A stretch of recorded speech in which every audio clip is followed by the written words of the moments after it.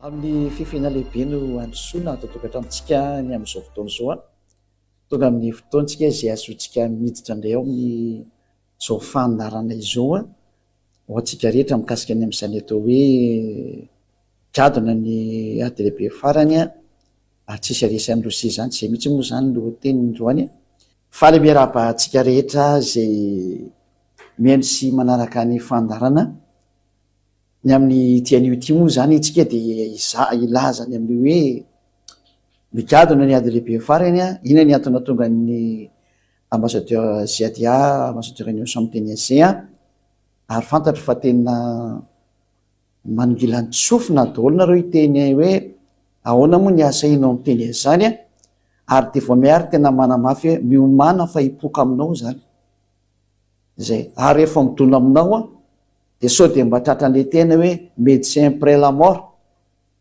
zany hoe efa tratra ianao vao tonga saina dia ny mbola tsy migadona eo ampelantananao ny fahatongavan'ny zavatra tsy maintsy hisy eo aminao dia maiza miainao zatra teneniko zao arany avy hatranintsika dia ambaly avy hatrany mahitsy be hoe maninona no laza fa tonga ny farany dia tsotra kely io risi manao ny ataon'io ny atao hoe efa miditra ny andro farany zao. Tsy ndriko mafy ndre mandeha io Russie efa manao ny ataon'io io ady Ukraine io dia no efa fiandohany hoe manomboka ny ady eo amin'izao tontolo izao ary mimany ianao hiatrika an'izany ary tsy misy aresan'ny Russie izany nareo novinovina andeha daholo amin'izay ny fanazavana fa eno tsara ary voalohany indrindra aloha dia ny zatra ho resahany eto dia ilay tompony hery ilay tsy hainareo tsy fantatrinareo ary tsy hainareo ohatrany amin'ny anarany ary tsy fantatrareo ohatrany amin'ny momba azy fa ilay tompony hery sy ny fahefana no efa nandefa teny fahamantarana hitany masonareo fa tsy norarahinareo ilay tompony teny sy ny tompony aina sy ny fanahy sy ny hery rehetrarehetra na ny tamaso ny tsy tamaso efa nanomeny fahamantarana anareo fanambaninareo ary tena nataonareo tsinitsinina ary lazainay mihitsy ny hoe niviry avainareo zay nytenenina nefa ny marina ny teny zay tompony teny zay ilay tompony atao hoe soratra masina any jiosy zay miomany ianao fa tsy mety ho tanteraka zay nytenenina na mety aminao na tsy mety aminao na mahafaly ianao na tsy mahafaly ianao dia tena miteny anao mihitsy ny fa tsy maintsy ho tanteraka zay tenenina menoany aloha ny fanaporofony ianao menoa ny fanaporofona zany zay no hitenenako anao hoe tsy maintsy ho tonga aminao io na tianao na tsy tianao ary tena confirmation 100% teniny zany ambassadeur Union Ziadia zany à 100% de garantie ary ozy ny hoe sans bavure mihitsy sans bavure eny hoe ary ny fanazavana zay tompony zao teny sy fampianara sy fanazavana zao hoe hiatra aminareo ambonin'ny tany ty teny ity ary tonga izany fotoana izany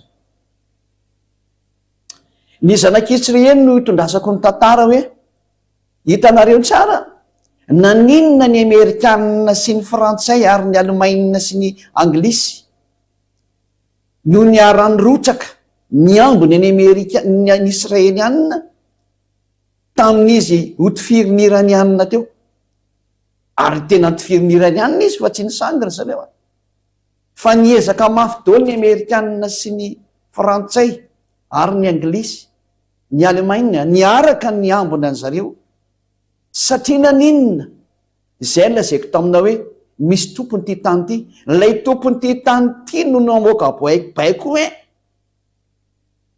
ambeny io Israelianina io zay le ho ampianariko anao nanomboka tany io teny io nefa niatra ary mbola le teniny koa ny no milaza hoe miomany ianareo fa hitaloza amin'izay nareo olombelona ary tsy misangy io teny io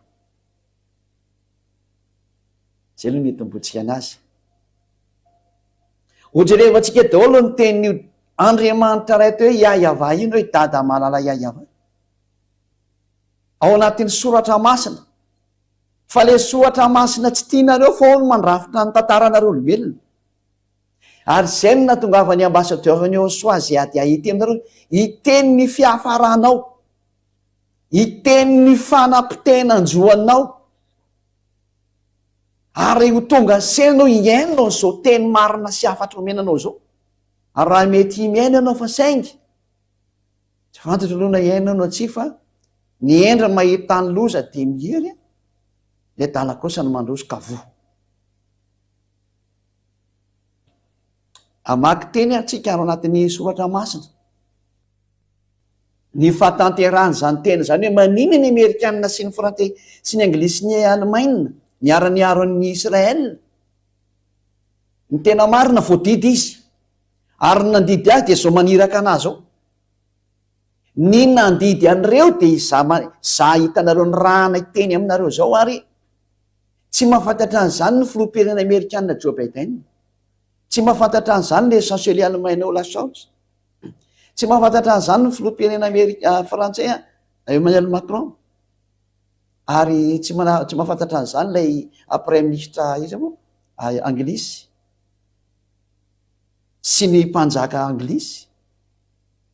Fa nefa de mandeha anaraka ny teny zay nambary izy hoe ataonareo ty. Fa tsisy mahafantatra hoe misy mibaiko izy. Ary mibaiko an'ilay mibaiko azy tsy azo tovirana mihitsy ny eny fa na ianao koa aza tsy afaka manohitra an'izao teneniko zao ianao. Na iza. Fa olombelona ihany anao ka tady ity fa noforonina de noho ny teny ilay namorona anao fa tsy afaka nikofoka mihitsy na président Amerikanina fa tsy maintsy nanaraka ny teny ilay tompony zao teny zao. Tsy maintsy nanaraka ny teny ilay tompony zao fanambarana zao. Tsy nafantatra ihany koa ny filoham-pirenena Frantsay, ohatr'izany koa ny Alemaina, ohatr'izany koa ny Anglisy. Tsy mety niaraka tamin'izany. Fa de niaro azy fotsiny Israelianina. Fa nanina tsy navelona ny darona teo reo. Fa inona ny antony tsy maintsy niazaka zana ny daroana ny izy moa ny Israelianina.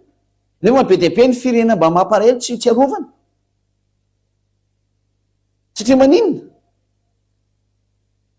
Ary maninona tsy mba niazaka zana ny arovana ny Ukraine. Nefa ny Ukrainianina zay efa mitarainy efa firy taona hoe mba meo fitaovam-piadiana zay. Naninona tsy narovana izy? Fa maninona ary niazakazaka nakany Israela nefa niaro Israelianina? Zay tsy niady raha tsy voaingana kely teo angamba zay vao nisy ray volana latsaka zay. Zany no niazaka zana. Fa maninona tsy mba niazaka zana ilay Ukrainiana efa maty daroka ny bomba nataon'ny Rosianina? Inona ny antony zany? Minanao ny valiteny satria tonga niady lehibe farany sarotra aminareo niary Ukraine zany. Ary tena lazaiko mihitsy hoe adalany zay mitsofoka ao. Da ho antsika ary hamaky ny teny any. Hojerevantsika voalohany indrindra zany ny tenin'Andriamanitra aloha ao amin'ny hoe naninona zany ninona moa ny tanteraka ty teniny mandeha ty ary maninona no manizigizina ny ambassadeur-ny Osasiadiava migadona eto ambonin'ny tany niady lehibe fahatelo tsisy masaha manakana ary tsy ho voasakana ary tsisy hery afaka manakana. Miditra izy tena tsisy masakana intsony. Tsy misy hery na fahefana na iza afaka mampijanona ny intsony. Tadidio tsara ny tenin'ny ambassadeur-ny Osasiadia zay manao sini ankehitriny ilay naniraka azy ilay Yahya Seosoa ilay tsy tianareo ary sady tsy fantatrareo nefa tsy te lala koa nareo fa manao sini zany naniraka azy zany hoe miomany ianao fa hiatra io na mety aminao na tsy mety aminao. Ary zao fanambarana zao dia tadidio tsara fa efa tany amin'ny 2003 nisy an'izao filazana izao ny amin'ny zatra ho ataon'ny Russie ary ho any eto Madagasikara manokana moa dia efa nahaino an'izany histoire efa hatramin'ny ela ny teto Madagasikara ny firenena malagasy efa nahaino an'izao histoire zao efa hatramin'ny ela fa ianareo aty ampitan-dranomasina ny tsy mba naheno an'izany ary zany no hampandrenesina anareo an'ilay tantara hoe ity le sary efa niseho ary dia ho ampahafantaranareo maiza miaino fa manjoatra ny atokantranonao ty teniko ty, miditra hatrany amin'ny asanao ty teniko ty, miditra hatrany amin'ny vinao privénao mihitsy ty teniko ty satria miatra ny farany. Tonga ny farany. Ovaketsikara ny manomboka amin'ny tantaran'ny Israelianina eo ny angaitsika anazy. Ny tantaran'ny Israelianina, ny zavatra nanjon'ny Israelianina zany ka natonga ireo Israelianina reo ambenana mandrakandroany. Izay mihitsy mantsy io tiako taritiny hoe inona moa ny antony tokony ambenana anazy? Raha misary dia firenena miteraka problème izy. ka inona no tokony iambenana anazy? Maninona tsy mba le palestiniana no narovana raha misary anankiray satria efa misy olona efa 33 000 angambany izy raha diso nisan'ny olona efa maty. Tsy zany ve ny tokony arovana par rapport amin'ilay israeliana zay hoe misy 1200 angamba maty ny civil? Fa nataontsika hoe mba maso tsy miangatra ohatsiny a. Rehefa mba samy feno 1200 na 1500 na 2000 dia tokony najanona le ady satria hoe fa mba samy maty sany olona zay. Raha miresaka fandinina tsotra hatria le mamono olona ny tsy mety, fa maninona rehefa palestiniana ny vonoa dia mety, fa rehefa israeliana dia tsy andeha nitsangana ny aro daholo fa ny tena mipetraka. Ary maninona ny ukrainiana zay misy midariko andro manalina taria tsy mba nivonjena hatramin'izay, fa ny israeliana zay tsy de maninona akoriny nohatra dia niazaka zanany hovonjena mafy mihitsiny ary natahorana ny hoe sao dia misy mamono any reto fa maninona.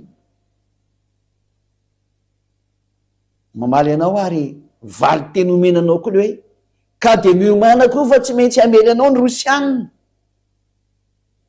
Ianao le tsy te an'izany mihitsy ny miomana fa ianao no tratra an'izany. Hoe naninona ny zanak'Israely ary no tratra zao olana zao ka voatery tsy maintsy ambenina hatramin'ny farany izy a. Ny olana voalohany dia reo zanak'Israely rehefa nomenina ny lalàn'Andriamanitra tamin'izany fotoana menana azy natokana ho azy ireo dia nididy fotsiny lalàna Mose dia tsy narahany dia tezitra io Andriamanitra io ka namely anazy amin'izay hoe rehefa tsy tandriamanareo teniko io dia ho asiko nareo.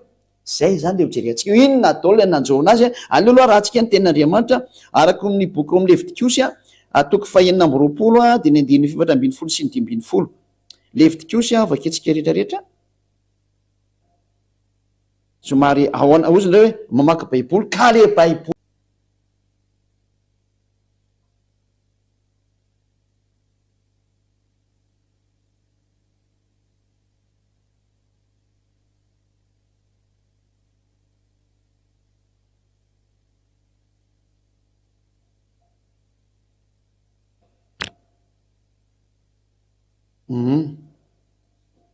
lotserikely le tentsika aloha zafady indrindra.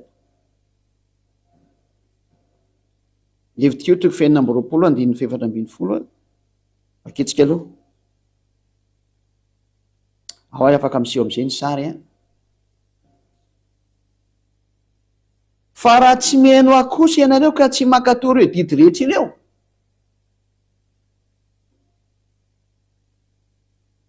ary amaivonareo ny didiko na alina ny fananareo ny fitsipiko ka tsy ankatoavinareo ny didiko rehetra fa ivadianareo ny fanekeko. Eo zany dia nametraka teny mihitsy ny eo Andriamanitra hoe raha ivadianareo ny teniko ary raha tsy mitandrana ny fanekeko nareo ary manohitra an'izay teneniko rehetrarehetra nareo dia izao amin'izay ary nataoko aminareo. Ianao amin'izay ngeny andininy fa araiky amin'ny 30 ny angambany izay no fijevantsika ny toyny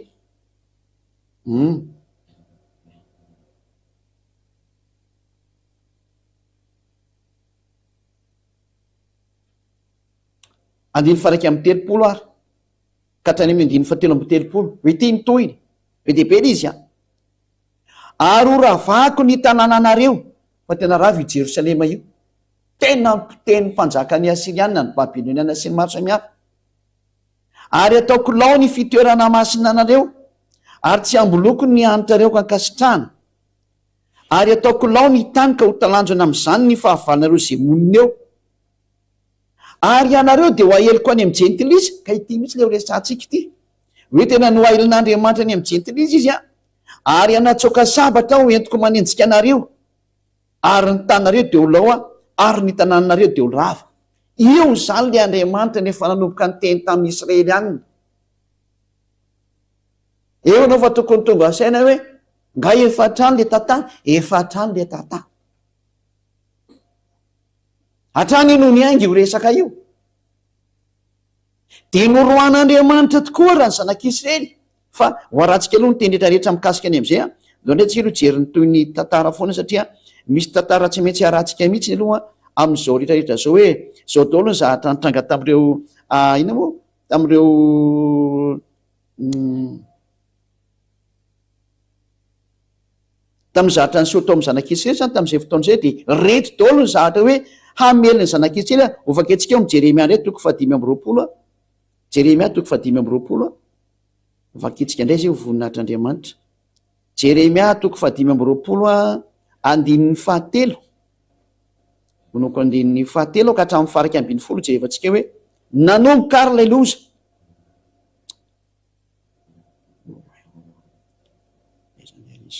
Jeremia toko 5:20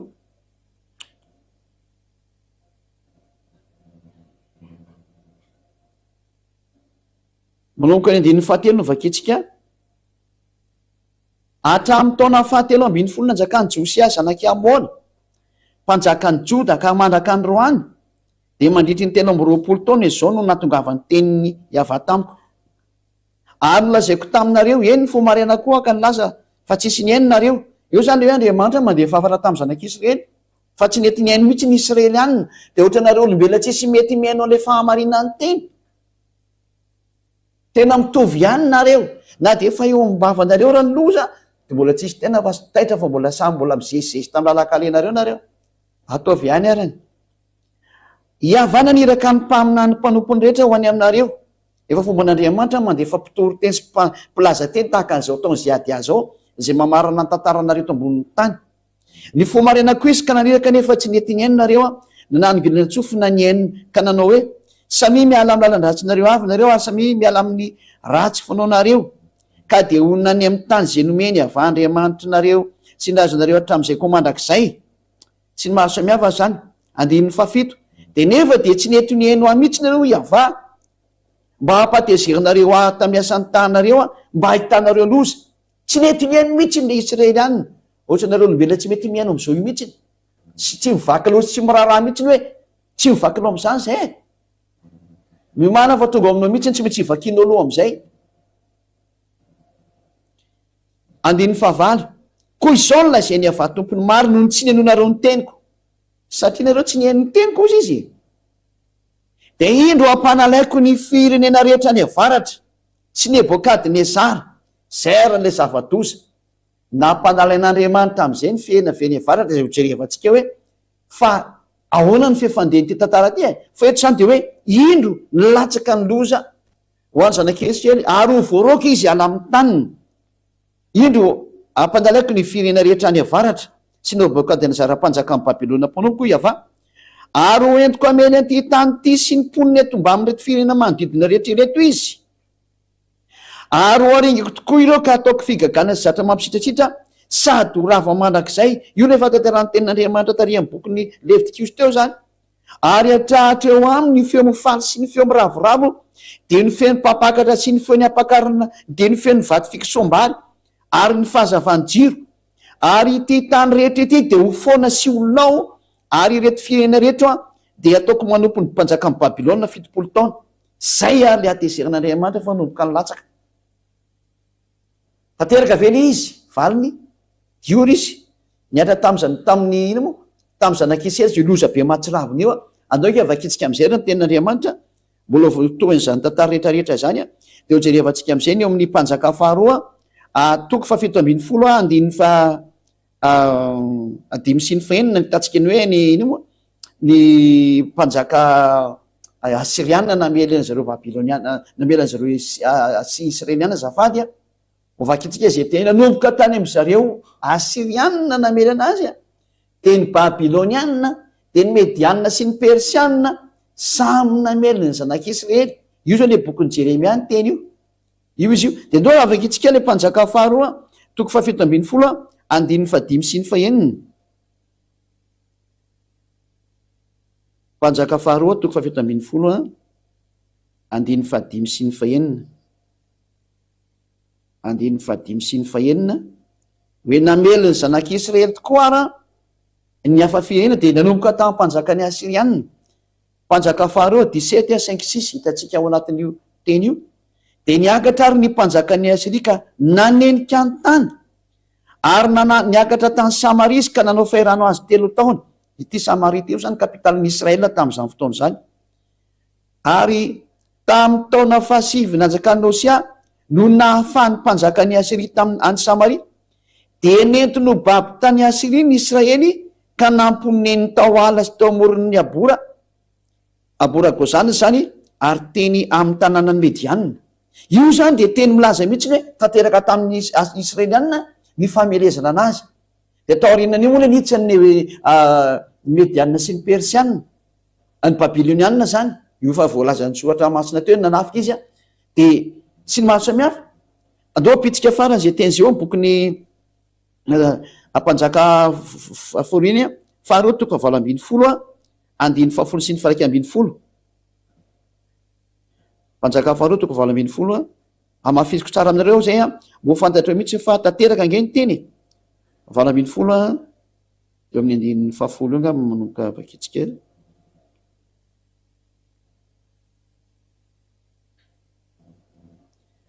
Mpanjaka Faharoa toko 7:20 andiny 10 sy ny 7:20. Teo zany nanomboka namely ny Israelianina ny firenena rehetrarehetra araka ny tenin'Andriamanitra hoe enjehako amin'ny sabatry nareo. Dia io izy io ary nanomboka teo dia nielina nerana an'izao tontolo zao ny Israelianina hoe hoaheliko manerana an'izao tontolo zao any nareo. Io izy io ary no tapitra ny 3 taona dia afaka ireo ny tanàna. Dia tamin'ny taona nafaina nanjakany Ezekia izay taona fahasivy nanjakany Hosia mpanjakany Israely no nahafahana ny Samaria. Ary ny mpanjakany Asiria dia nitondra ny Israely ho babo tany Asiria ka nametraka azy tao ala sy teo amoron'ny abora ony Gozana ary teny amin'ny tanànany Medianina. Eo zany nanomboka niparitaka amin'izay ny zanak'Israely tratra ny fahirany misesy tany dia nielina nerana an'izao tontolo zao ny Israely nanomboka tamin'izao fotoana zany. Izany fotoana zany dia tany nanomboka tany amin'ny taona moins 720 tany ho any zany. No nanomboany zany olana ny paritany zanak'Israely manerantany satria afaka neny Asirianina dia niditra indray ny Babilonianina tamin'ny andro Nebokadnezara mpanjaka. Ho an'izay mahita tany dia mahay izany nareo. Eo niditra Nebokadnezara mpanjaka namono Israelianina dia niditra indray avy teo ny Medianina sy ny Persianina dia niditra ny Grika dia niditra ny Romanina dia niditra avy hatrany amin'ny tateoriana moa dia nisy nataony Hitler tena maty volo taoro zareo Israelianina tamin'ny andro Hitler. Hitantsika tsara fa 6 millions isy any efa maty. Famonoana natao an'ireo jiosy ireo ary ny farany dia isa hitantsika eo izy ny farany amely anazy fa ty tsy maintsy misy mamono ireo hatramin'ny farany. Reo Israelianina reo efa vozina tsy maintsy vonono reo ka eo amin'izay sary zay mihitsy tsy maintsy misy miaro anazy mba hatongavany amin'izay satria raha tsy misy miaro anazy dia horitra io Israelianina io. Dia zay tsy maintsy erovana anazy hoe ambeny io Israelianina io. Zay na tonga ny Amerikanina miambina anazy satria miambina an'le amely anazy farany. Hoe iza ny voalaza amely an'ny Israelianina sy amely an'izao tontolo zao. Dia tanao tsara zany fa raha misy tsy maintsy miambina ny Amerikanina, misy miambina ny Israelianina, ny miambina ny Israelianina dia tsy kava ny Amerikanina. Dia tsy maintsy misy fandonaniny zany dikan'izay ary ny fandonaniny dia ilay tsy maintsy amely anazy. Ka mandra-piavin'le amely anazy dia tsy maintsy arovana izy aloha sao dia lany ritra ao. Tsy haiko na araka anareo le teny na tsy araka anareo fa efa somary lasa loha kely ny teniko fa zany io tantara io. Eo ambeno izy satria tsy maintsy miandra le amely anazy amin'ny farany izy satria efa lasa dolo ny amely anazy teo. Mbola lava be ny histoire izy misy resaka biby mbola ampianarina antsika hoe le biby avy eo anatin'ny ranomasina izay manana tandroka fito ino moa tandroka 17. Mbola ho avy zay fa ny tantara efa marina no efa lazavaina amintsika hoe tsy maintsy tanteraka io na tenao na sy tianao. Ary zay zao ampianarina antsika etra tokantrano hoe mahay zany mihaino sy mandray fa tsy maintsy tonga ny ady lehibe farany izy efa mandeha io. Efa mandeha le izy fa tsy ho tapaka intsony ary tsy azo tapahany intsony. Tsy misy herina fahefana ampitany ty mazo manala an'io na manaisotra an'io na mampijanona an'io fa izay mikitika an'io mampijanona an'io no potika sy horava izy. Zay mikitikitika an'io na iza na izy na hery avy aiza na fahefana avy aiza no potika sy rava. Zany le dada mahery indrindra iavanao anaran'ilay naniraka an'izay ady tonga aty aminareo ety. Tsy azo sangina ny teny etony eto. Tsy tenin'olombelona ny teny eto fa tenin'Andriamanitra mahery. Ary ilay mitondra ny teniny ilay tsy azo sangina. Fa marina ny teny fototra zany ho voninahitry dada iavazy eo soa. atsarova fa tena fitiavana lehibe famonjeny ity. Leo tsikely to izy ty herany teny hoe inona raha nontranga rehefa tanteraka zany teny zany a efa voaroaka zareo satria de niditra ny babiloniana de nandroka anazy nanao sesitany sy ny karazany a de niditra ny daholo rehetrarehetra farany paritaka maneran-tany satria niditra ny grika niditra ny romanina de niparitaka manerana zao tontolo zao ny ino moa ny israelianina de tonga ny eran-tany tonga hatrany amin'ny faritra varatra zao tontolo zao tonga hatrany amin'ireo occident rehetrarehetrarehetra reo niparitaka ry zareo zay rehefa niparitaka ry zareo de aitsika tsara moa fa ny soatra masina de manamarina mihitsy fa niparitaka izy satria ny soatra masina ndre no ny teny am'izay hoe avy ireno ary reo naparitaka nareo reo nohony amin'io tenin'Andriamanitra io de niparitaka ny zanak'Israely tena voany sesitany manerana zao tontolo zao izy porofon'izany hitanareo tsara misy jiosy any France misy jiosy any Amerika misy jiosy daholo ny fahatrany Ukraine any ary misy jiosy any Russie misy jiosy saika misy jiosy daholo manerana zao tontolo zao ary iny le vokatry ny sesitany nazo anazy de niparitaka ary zareo nohony amin'le zava-doza nitranga teo amin'ny tany ny jiosy ary rehefa niparitaka ary zareo de ny zavatra nitranga am'izay taorinany zany ny voaka ny tenin'io Andriamanitra io hoe ianareo rehetrarehetra zay nanaparitaka an'ireo jiosy reo avy reninareo amin'ny taniny izy ary rehefa averinareo amin'ny taniny kosany izy de ambeny tahaka ny fiambina ondry kely de fiambesina ny ondry zany de tareo zany reny ondry reny fa rehefa misy mpiambina de arovana tsy ho an'ny ambody arovana tsy ho azo ny fahavalo ho arovana tsy hoe misy mamono fa tsy maintsy miambina eo ny tompony fa zay na teo miambina ondry izy reo mantsy mora misy mamono reny ho an'ny biby izy an'izy malefaka kely de mora maty izy de tsy maintsy ambehana zany le ondry de ozy ho Andriamanitra marina sy mahery io zay tsy azonao divirana ny teniny hoe tsy mahafantatra an'izao Joe Biden président américain tsy mahafantatra an'izao Emmanuel Macron président frantsay tsy mahafantatra an'izao ilay izy moa lay prime ministre Allemagne ary tsy mahafantatra an'izao ny prime ministre anglisy hoe ambeny io fa nefa n'izy ny ambala zany le Andriamanitra tompony teny sy tompony ainao sy tompony zao tontolo zao rehefa miteny izy de tsy misy mahazo mamaly zany tsy maintsy manaiky daholo nareo fa olombelona ihany nareo ne tady teo fa olombelona ianao olombelona kely anao fa tady teo misy mpamorona anao de aza miteny hoe ahoana moa ianao manana fahisena miteny ohatran'izao mbola ho hainao zany aoriana kely fa mbola tsy androany tsy amin'ny rapitso fa ho hainao am'izay izy le miteny aminao sy miresaka aminao fa fantaro ny hery sy ny fahefana mandeha makany aminao any hoe aza mikitikitika an'izao hatsarana izao fa zaranao aza mahaino an'izao fitiavana be omenanao zao zao fa kitsikara ny tenin'Andriamanitra ao amin'ny bokin'ny Jeremia toko faraka amin'ny telopolo de manaoko amin'ny andininy fahafolo ny vakitsika zany Jeremia 31:10 ho vakitsika nanangenareo mihaino tsara ny tenin'Andriamanitra sy vakike de hitanareo tsara ny fatanteran'le teny de ho tsara ty teny ty raha mba maheno an'izao filoham-pirenena Amerikanina tonga saina izy raha mba maheno an'izao filoham-pirenena frantsay mba mety ho tonga saina izy egny anie mba iainy daholo rehetrarehetra egny anie mba iainy daholo rehetrarehetra fa ny tantarany nareo sy ny mandravitra ny fiafaranareo zao tany teneniko eto zao hoe tsy misy ninona azo nareo atao tsony fa olombelona ho anareo namboarina vovoky nareo mety levona fa zao teneniko aminareo zao tsy levona manak'izay zao izy io miatra io arako eny arany teny Jeremia 31:10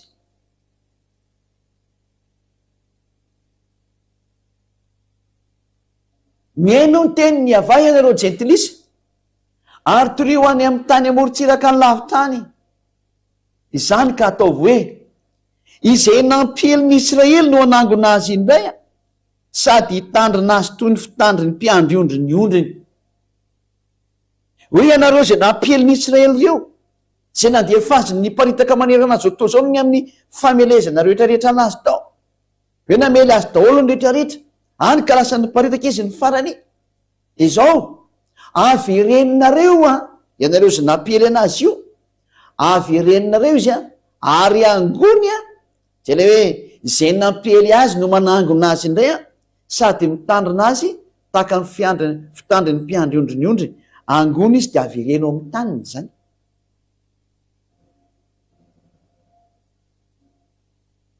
Ary rehefa tao averinao amin'ny taniny izy a de ambeny tahaka ny fitandriny mpiandry ondronyondriny iza ny Andriamanitra amin'ny teny ohatran'izany ka tanteraka ny teniny.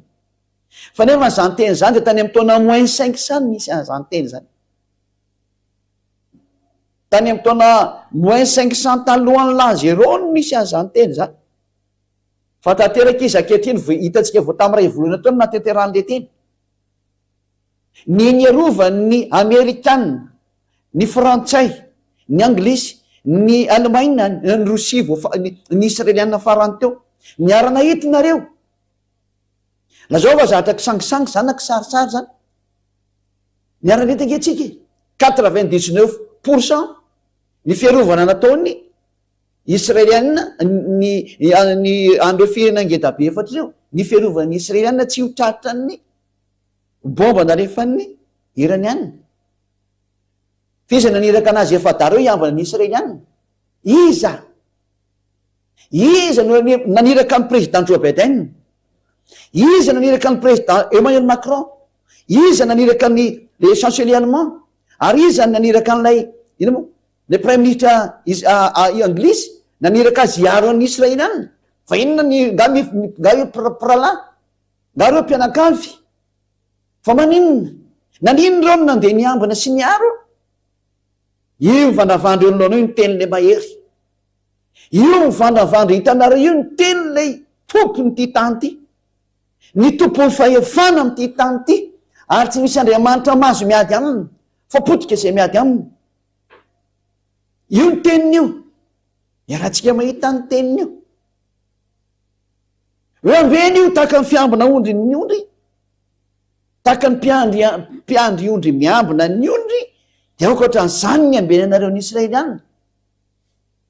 Fa tsy conscient président Joe Biden, tsy conscient ny président Macron, tsy conscient le premier ministre Anglisy, tsy conscient le chancelier allemand. Voilà fisaotra. Mahita an'izao sary mandeha zao nefany ianareo mataitra ve mba tonga sena ve hoe ino ny ty miseho ty. Zao no lazaina aminareo hoe tonga ny fahatanterahany teny. Io ny Andriamanitra mibaiko an'izao tontolo zao. Ilay ny tenako anao hoe mba maiza mihain'ny teniny. Fa io le tsy tia fahotana ary tsy manaiky mpanota zany makany aminy. Hoe ohatra lasa toroteny ka izy tenin'Andriamanitra tsy maintsy miditra kely mba nome sainanao hoe mba maiza miaino an'izao famonjeny zao am'izay manomboka androany. Fa olombelona ny foronina ihany ianao fa tsy tompony ty tany ty, tsisy tompony ty nareo ny nandray. Fa ny tompon'ilay mandidy, io ny tompony zao. Ndroany le Israeliana tsy afaka namaly fa ndroany izy de namely daholo ny fahavalo. Rehefa avereo izy hoe avereny io de ambeny tahaka ny fiambina ondry. Aitsika tsara rehefa fa zany Israeliana zany ngeka tena pahitaka manerana tany. Ary azo lazaina mihitsy hoe sangany amin'ny fahaizana manerana tany. De nasenana verina rehefa avy eo, ny verina izy tamin'ny taona 1822 ary naverina tamin'ny alan'ny roaplanina sy ny sambo ry zareo. Nanomboka tamin'ny taona 1822 izy naverina tamin'ny taniny ary ny zavatra nahafinaritra tamin'izany de lasa nahazo ny falefan'ny tenany izy. Ary ny Société des Nations namerina azy na le hoe SDN, Société des Nations, izay niova hoe ONU ankehitriny na hoe Organisation des Nations Unies. Zany no namerina ny Israeliana tamin'ny taniny, ary ny lohalarana tamin'izany ny Amerikanina sy ny Frantsay mihitsy. Ny Amerikanina sy ny Frantsay dia ny Anglisy, ary namerina koa ny Alemaina mba nanarakaraka tao ihany taty aoriana. Aty tratran'le tenin'Andriamanitra daholo averenao amin'ny taniny io. Ny Alemaina moa tsy afaka nanao ihany satria zareo raha mbola namono ihany taty aoriana, mbola nanao abibina ihany koa zareo tany aloha tany. Zava misy dôlodôsa fa tsy moa tsy hiditra lalina mihitsy ny tena marina mizatra an'izao tamin'izao fa tena namono zany ireo tena izy ary voatery namerina rehefa avy eo. ka noho ny amin'izy voaterina merina izay andrina no natonga azy ireo hoe miambina azy. Ka rehefa tao anatin'ny tarika ny amerikanina oka izy ny lehibe rehetrarehetra de niambina daholo am'izay na amerikanina na frantsay na alemaina na anglisy tsy zehetra taritarika niaraka tao samy niara-niambina ny israelianina daholo farany teo. Lazao raha tsy tanteraka zany teny zany. Zay ny valinao voalohany lay miteny hoe aiza ny mahaposibla lay hoe rosianina hono no tsisy marisy. Zay aloha valio. Ary raha naherina tokony sakananao zany teny zany tsy andeha. Reo filoperenena ngedabe reo nefa tsy nasakany alina teny fa izy koa raha tsy mahala hoe voabaiko ane fa misy mibaiko. Ary le mibaiko ny lohanareo dia zao naniraka azy ao. Alay naniraka no mibaiko ny lohanareo olombelona fa nareo tsy mahay. Zany mahatonga na miteny hoe mba maiza mihainao zao teny zao aza be famalina. Aza be famalinina fa maiza miaina.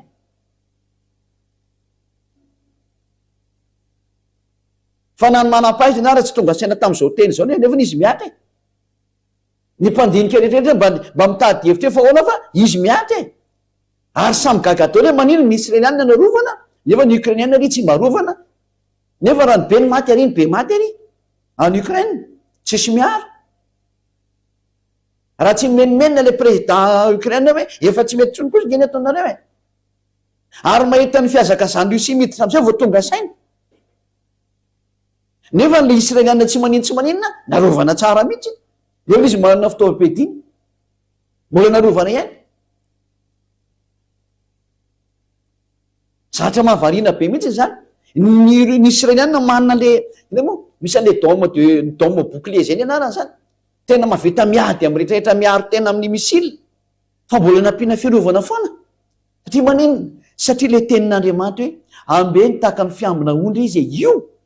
Ambe ny tahaka ny fiambina ondry izy de nampiarina. Ko raha ny filoperena manerana ny tetanindreo monsieur le ngezabe reo raha moa nanaraka ny tenin'Andriamanitra izy ianao. Izy ianao zay mahita sy mandrea io no monsieur mamaly. Fa misy daholo io teniko io e. Misy daholo le teniko izy ianao zany ny amany an'io. Fa raha vao io zany no mitranga aza mamaly tsony ianao. Metimety aminao idio am'izay mivava. Zay metimety kokoa. De maiza mihaino ny teny marina am'izay a. Eno le fampianarany eo soa. Eno le fampianarany eo soa fa fitiavana anao daholo zao teny zao. Fanaporofona aminao hoe tsy misy afaka miala amin'ity Andriamanitra marina teny e. Fa teny navoakany io Andriamanitra io nge de niatra daholo ny tiako teneniny. Ary ny filopirenena amerikanina frantsay ny anglisy sy ny alemana tsy mahafantatra hoe misy tenin'Andriamanitra mandeha eo. De io tenin'Andriamanitra io nge no aplikeny zareo. Ary tsy misy afaka mamaly mihitsy ny a.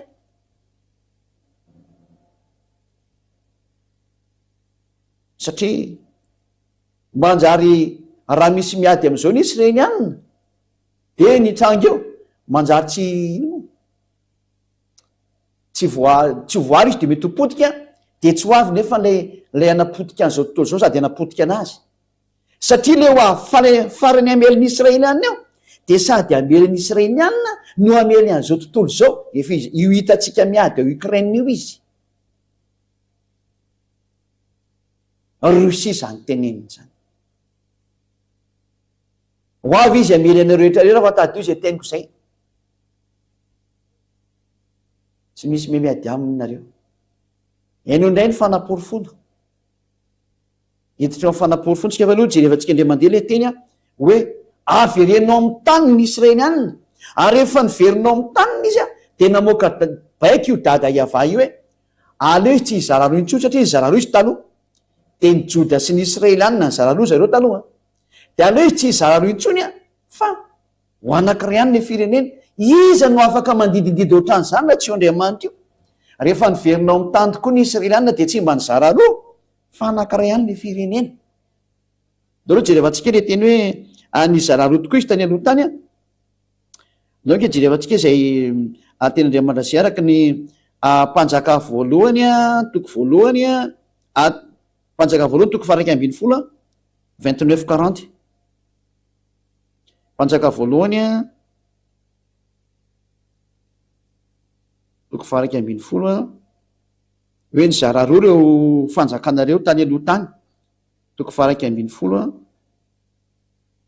de andininy fa 9 fa 3.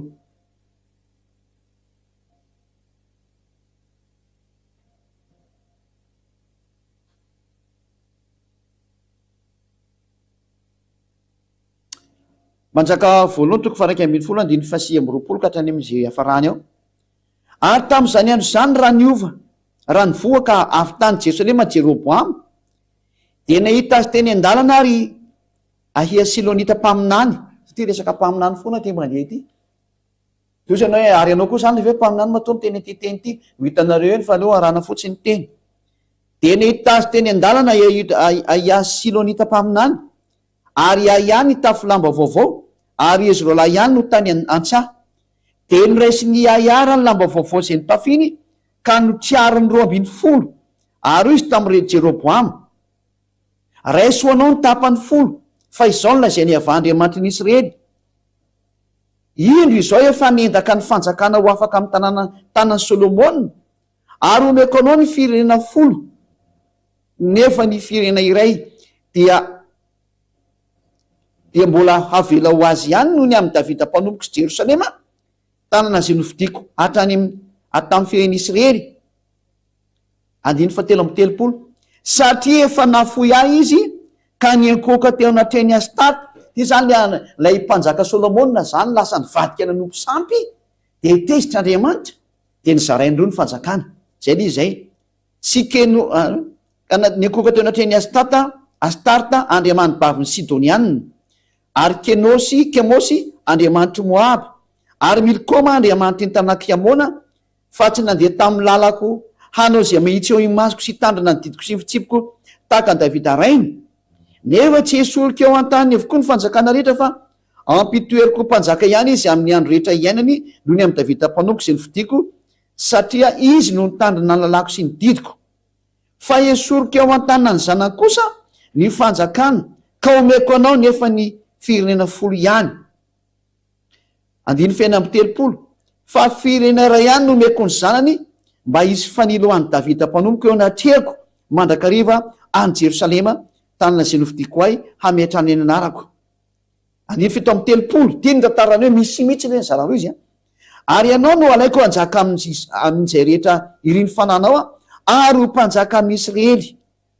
Zay keto zany de voalaza am'izay hoe ny eo ajanona sesary amin'ny taranaky any amin'ny Solomona zany de Joda sy Benjamin. Zay li izy fa ry amin'ny taranakanaky Israeliana kosany de hoetiny ty eto hoe Jeroboam ty ary ny fanjakana ny firenena 10 ny Israely zay ny hoetiny ny taranaka 10 ny Israely zany nizara roa zareo. De zay na tonga hoe lasa nisy ry Israelianina ary nisy ny atao hoe Joda sy Benjamin no miaraka ary ny atao hoe ny Israelianina. 10 amin'ny ilany fanjakana ray, 2 eo amin'ny ilany fanjakana ray ary miady tsy akijanona mihitsy ny moro eo hatramisy voany sesy tany mbola miady any izy. De tany misy de rava tany zany de namoaka teny am'izay Andriamanitra hoe rehefa miverina izy de atao fanjakana tokana. De hitanareo hoe lasa Israelianina tokany am'izao fa tsy misy tsony le Joda sy le hoe Joda sy Israelianina rava le izy zany tsisy azay tsony. Dao raha vakitsika am'izay le tena Andriamanitra kasika am'izay any bokin'ny Ezekely no vakitsika ao jerevantsika kely bokin'ny Ezekely toko fa 7 andininy fa 2 no vakitsika avy hatrany amin'ny anarany Hosoa. Ezekely 37:22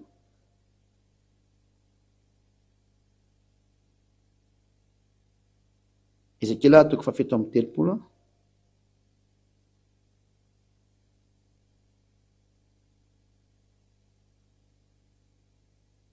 Ezekely 37:22 aleotra de vakitsika andiny faraiky amby 20 hatrany hoe famerenana ny Israelianina amin'ny taniny manomboka amin'ny 1:20 ka hatramin'ny 2:20 de lazao aminy hoe izao no lazainy avahy tompony maro.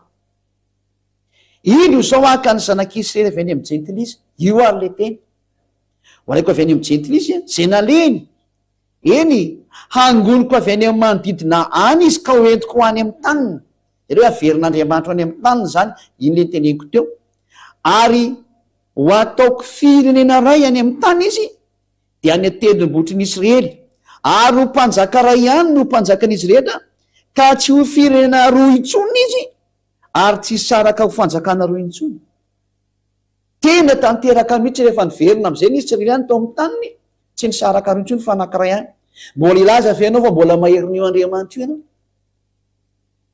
Fa izany teny rehetra zany ange dia nitranga daholo hatrany amin'ny fiambenana ny Israelina manak'androany hita amin'ny masonao. Izy lasa tsy firenena roa fa firenena anankiray hita amin'ny masonao. Ary am'izao tsika miteny zao dia ny Israeliana dia taritin'ny Andriamanitra Benyamin Netanyahu. Izy ny prime ministre Israeliana zao izay mibaiko sy mitazona ny fahefanao. Ilaza ve ianao fa mbola maherinao zany Andriamanitra zany? Ilaza ve ianao fa mbola hidefeny zany Andriamanitra zany?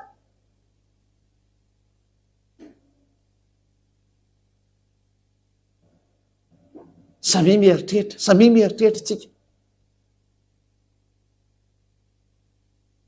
Fa zany le teo Andriamanitra miteny ka tsisy masakana ary milaza ka tsisy matohitra. Mbola maly ve ianao mbola maherinao zany Andriamanitra zany? Nevany dia hitanao maso tsara fa tsy anankiroa intsony ny Israelina am'izao tsika miteny zao fa ray tokana izy. Ary misy président anankiray ao aminazy ao am'izao. Ary premier ministre anankiray, ny firenena anankiray. Tanteraka eto amin'ny masonao zany. Teniny zany tanteraka zany. Ilay Israeliana naverinao amin'ny taniny. Tanteraka zany, miokanao teo ny daty. Tamin'ny 1822 ary Amerikana no lara namerina azy tao. Dia izy io miambina anazy io. Ary ambeny takana fiambina ondry. Dia niambina tokoa ny Amerikana, hitantsika teo rehefa hotifirnirany ihany izy tamin'ny ray volana latsaka teo. Niambina ny Amerikana, niambina ny Frantsay, niambina ny Anglisy, ary niambina koa ny Alemana efa mba nitsofoka ny antsehatra. Mbola maly ve ianao? Hoe mbola misy maherinao zao Andriamanitra toyko aminao zao? Fa io ilay tsy tia fahotana, io ilay tena za tsy mihaino ny mpanota. Ary zany ny ampianaran'izao zay ady azy ao, mitaonanao tsy ho mpanota, mbo tonga am'izao fahamarinana lehibe zao. Ary io Andriamanitra io am'izay no ny teny hoe miomany ianao fa ho resiny Rosia daholo. Ary tsika hiditra am'izay sehatra zay am'izay. Hiditra am'izay sary zay tsika hoe maninona ny voateny am'izay Rosia hoe tsy afaka miady am'izany nareo. Tsy afaka miady am'izany na ny Amerikana fa raha vao miady am'izany dia potika nareo dia meko mivaly ny potika. Biby tsy azo hiadivana zany Rosia zany. Zao fanambarana zao dia efa tany amin'ny 2003 zao no nisy tato amin'ity fanjakan'Andriamanitra ty. Ary tsy ninonionona mihitsy ny tato ambony tany hatramin'izay. Zao vao tonga saina zay nandre. Nareo ny ampetan-dranomasina moa zany dia be famaliana be indray hoe aiza koa ny ampiasa azy zany. Ka nareo tsy nafantatra ninona. Tsy omena tsiny eny amin'ny lafiny indray. Ka tsy nafantatra ary moa nareo. Saingy efa ampahafantarany zay ady ihany nareo ankehitriny ambasadaraneo zao. Fa zany tantara maiko anao zao dia efa tany amin'ny 2003 daholo zany. Ny momba n'ity Rosia ity. Tadidiova tamin'izany taona 2003 zany dia mbola voavy hipotika izy anie. Tsy matanjaka ny Rosia tamin'izany 2003 zany azy koa nareo. Ary zany moa tonga ireo tsy mino anazy mihitsy hoe io dia vitana potika ny Amerikana zao tontolo zao. Potika ny tsara mihitsy io. Ary azy koa nareo mihitsy fa tena tsisy dikany ihany manapotika an'io. Biby ho hitanareo. Biby ho hitanareo. Tsy midera Rosia korony zay raha miteny eto ny sanatria. Tsy midera nizaniza fa le Andriamanitra anay mideranay. Fa ny teny no tsy maintsy tanteraka na tena na tsy tiana dia izay omena anareo manome hafatra zay ady hoe miomana fa tsisy hevitra intsony. Ary zanareo nahitany hoe rehefa misy trano mirehitra ka misy pompier atsona anie. Re pompier vienao aty satria misy trano mirehitra. Rehefa tsy miantso anao dia may ianao. Ary ohatran'izany ity rehefa mandeha ty ity ny fanavotana anao. Ity teny ity no manavitra anao sisa. Maiza manavy tena fa tsy maintsy miatro io na tena na tsy tiana. Tsy maintsy miatro io na tena na tsy tiana. Dia hiditra amin'izay tsika hoe maninona zany no ny teniny ambasaderaneo sao hoe tsy afaka miady amin'ny Rosia zany nareo. Valina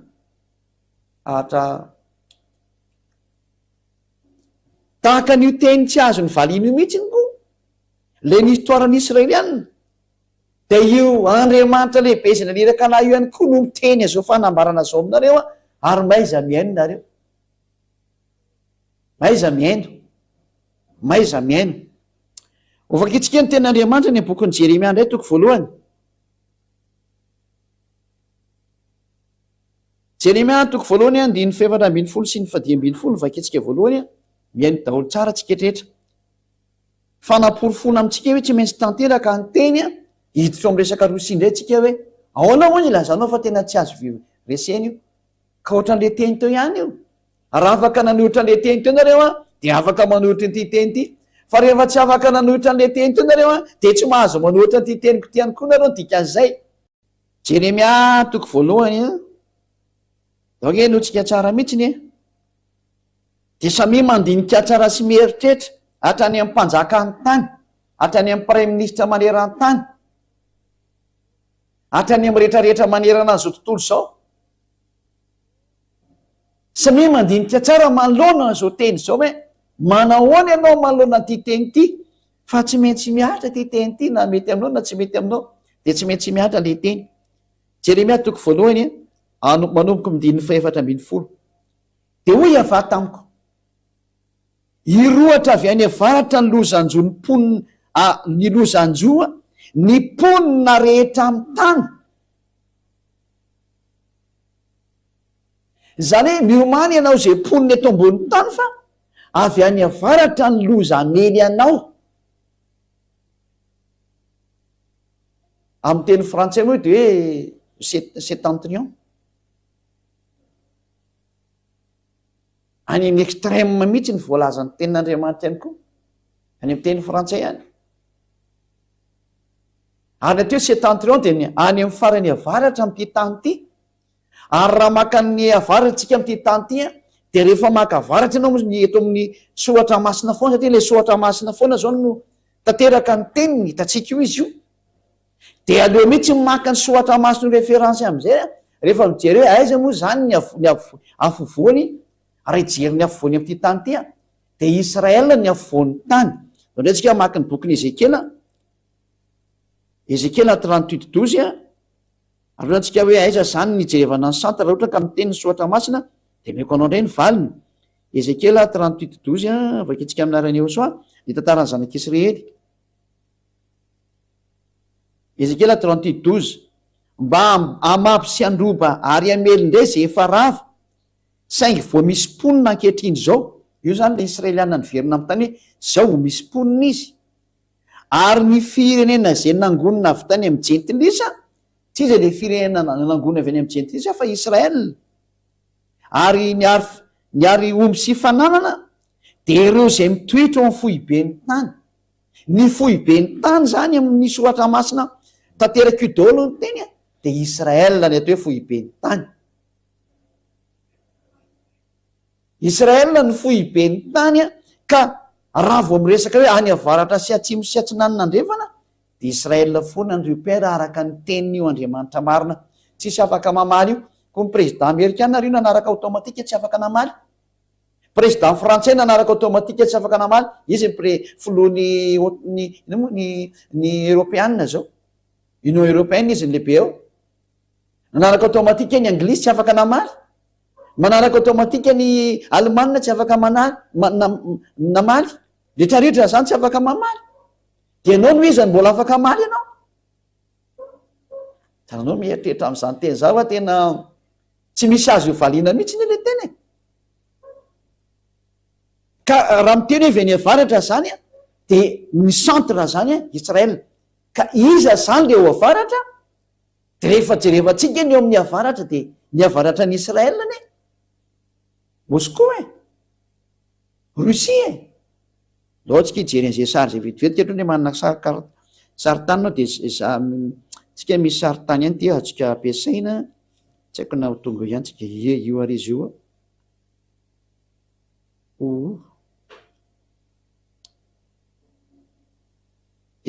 ty zao Madagasikara de ty zao a eto zao izy moa ty zao ny Israel zany ty io zao Liban de ty Israel ty a io Israel leo kapitentsika mihitsy normanie tika ataotsika normanie tika izy a de amizay tsy afaka mihetsika zany zao io de miakatra tsika ny ambony a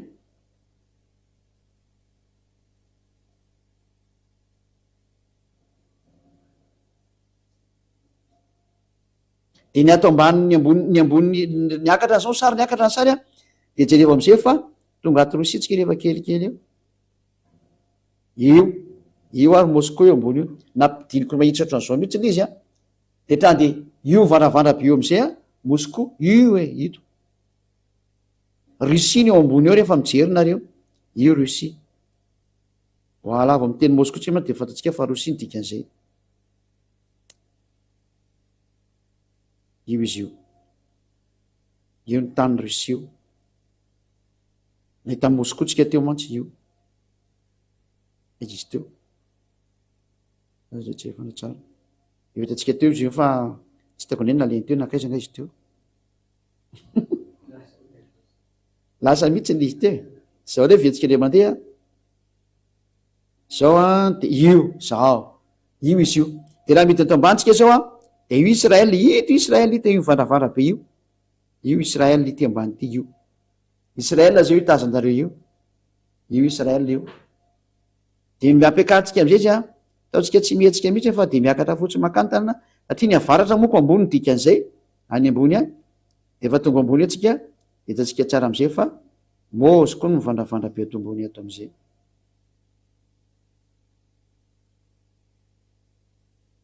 lasa nyvakarenana rendreny izy saritsika izy ty io lasa ny ambony loatra teo io izy io Moscou a avaratra rehefa miainga avy ety ambanitsika de any amin'ny farany ambony eny Moscou ny eo ambony eo sy ny tanin'ny Moscou de tapitra zay de io le voalaza sotra masiny hoe any amin'ny farany avaratra ny loza mely ny tany rehetra avetsika vakina am'izay izy teo rany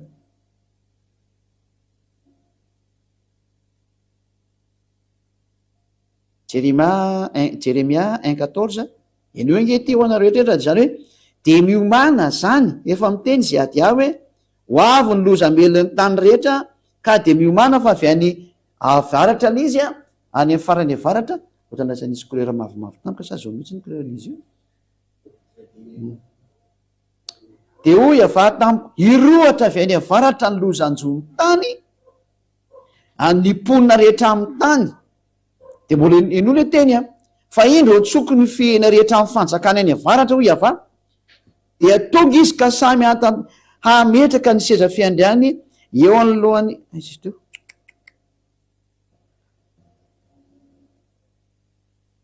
itika teo izy ka samy hametraka ny seza fiandriany eo anylohana ny vavahady ny Jerosalema avokoa hamelezany manda ny rehetra manodidina sy ny tanana rehetra ny Jota any hoe mazava be zany fa tena mivadika mihitsy ny tantara ny tena marina ety hoe ho avy ny fihena avy any avaratra ary amely ny tany rehetrarehetra mihitsy izy a ary tena hatrany Israela ho asiny daholo zany ka eto zany de hoe amely an'izao tontolo zao a ilay fanjakany avy any avaratra eto aloha izy de mbola tsy fantatsika hoe izy io fa ho tenenina izy eo avy hoe Rosia ho tenenina io Rosia eto aloha izy de mbola manazava fotsiny hoe misy fanjakana avy any avaratra amely de avy any farany avaratra izy ka Rosia ny eo amin'ny farany avaratra ao hamely an'izao tontolo zao de io izy io vo mamely anareo io izy mamely ny Ukrainiana saza ataony iny atsony iza no mitarika anazy tsy olombelona fa de mamely valy anareo tsy olombelona ny mitarika an'io sary io de tsy olombelona ka mba tonga saina lovaka etsy ary Isia 14 Isia toko fahefatra ambin'ny folo a ovaka etsika aminao andininy faharoa ambin'ny folo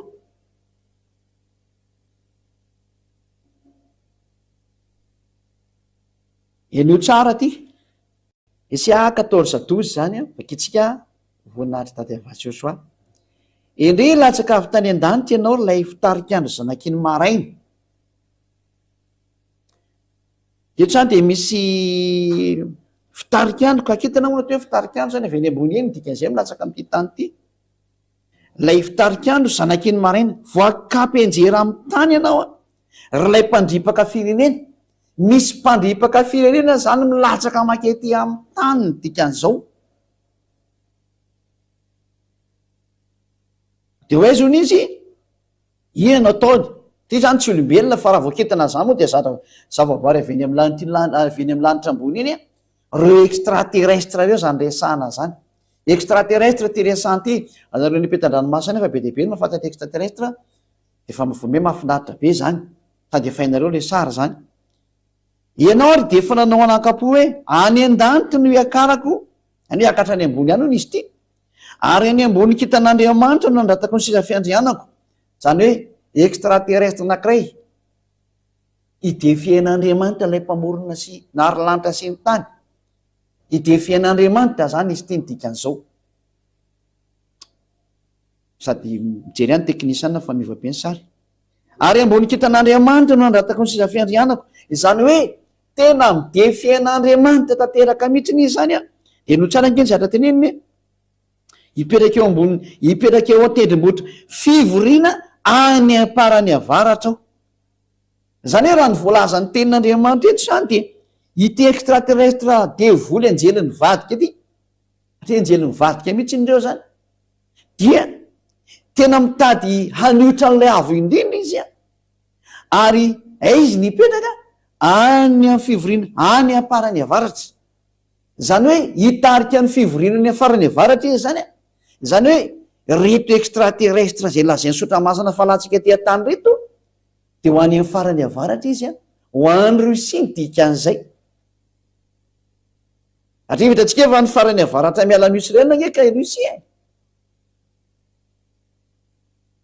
ohatrany hoe ahoana moa ny confirmenao avy hatrany fa Rosia io ho avy eo ny teny fa nefa tsiketsikelykely de noho nge de hiakatra ho any amboniny avonany rano ao izy a eto izy zany de hoe hitarika ny fivoriana any aparany avaratra mazava zany fa any ny fivoriana zao tontolo zao ndray hivadika makany ndray zany ny fivoriana zao tontolo zao ary hitatsika am'izany a ny fafirodrodiny zay matakatra fa tsisy afaka mihetsika manoloana ny Rosia zao tontolo zao ny atodohan'ny zahatra ao Rosia zany lazaiko anareo fa tsy olombelona ny ao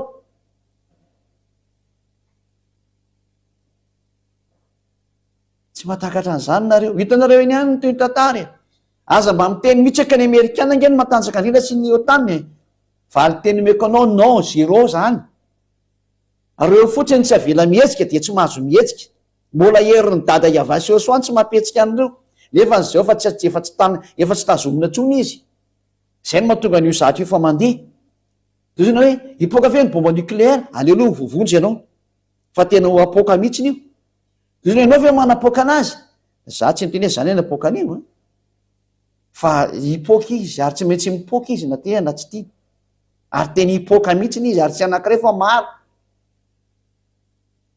hiakatra ho any ambon'ny avonany raonao ka tahaka ny avo indrindra sy ny maro samihafa eo zany izy le hoe tena midefian'Andriamanitra mihitsiny izy mpiady amin'Andriamanitra io mazava fa tsy olona io nidika an'izany raha ianao zay olona kely hoe de avita hiady amin'ilay mamorona anao fa ireo matoa mavita miady any amin'ilay mpamorona mihitsy izy miady biby io fa tsy olona azay na tonga ana miteny hoe ary izy le ely lasa nakany amin'ny farany avaratra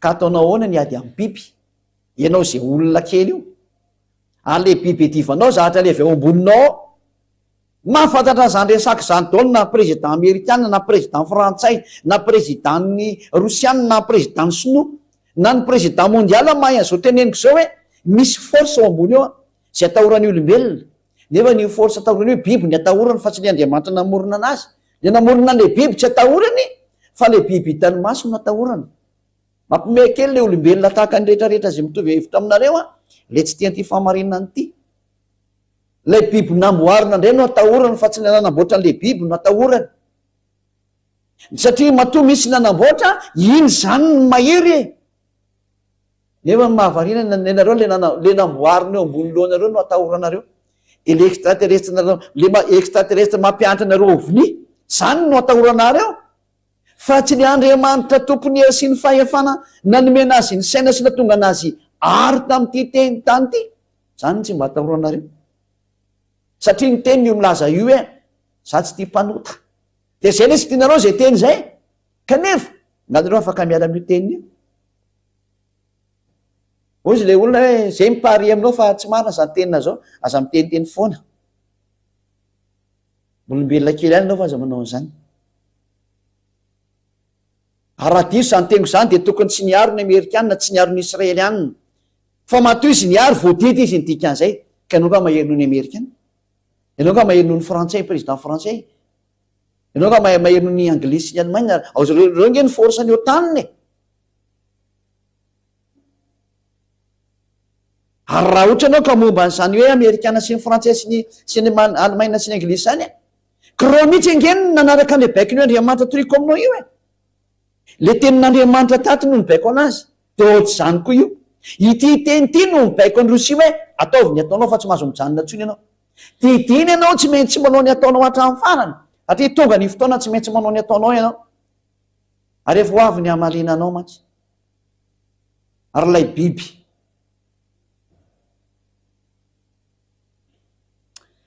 Ahoana moa ny ilazanao ry ambassadeur-n'ny Osoa fa tena ovakitsika indray ny teny manaraka hoe ahoana moa ny ilazanao fa tena io mihitsy ny biby ary tena miconfirme tena 100% ianao.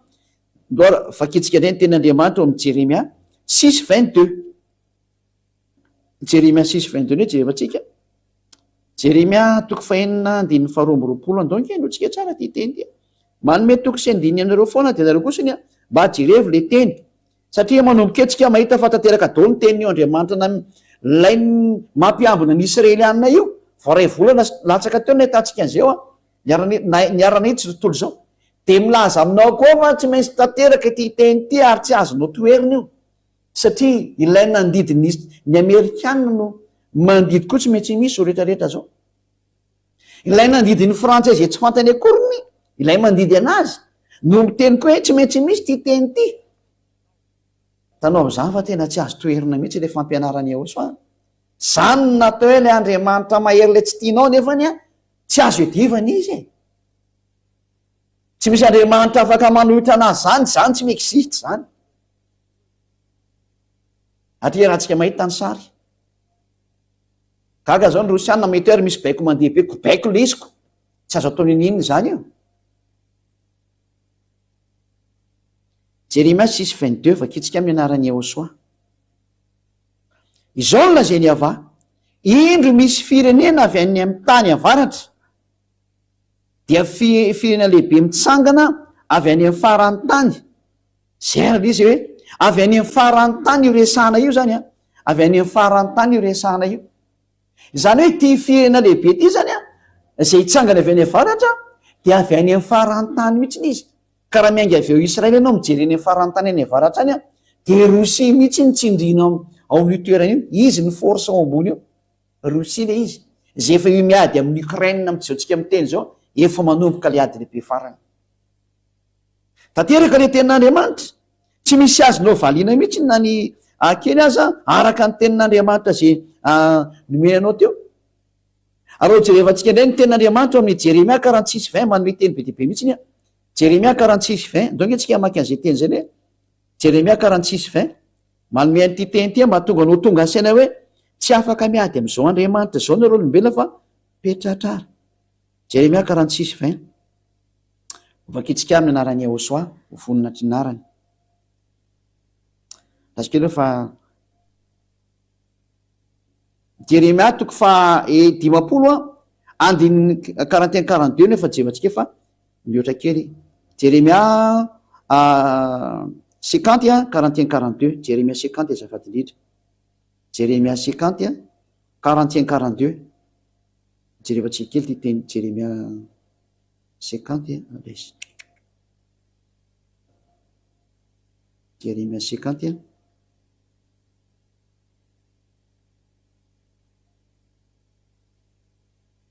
de 41 ary 42 de hitantsika mihitsy hoe avy any amin'ny farany avaratra mihitsy ny ty loza mandeha amin'ny tany ty. Jeremia 50 41-42.